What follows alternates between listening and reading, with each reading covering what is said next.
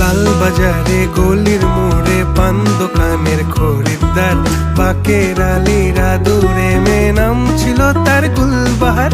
লাল বাজারে গলির মোড়ে পান দোকানের খরিদ্দার, বাকের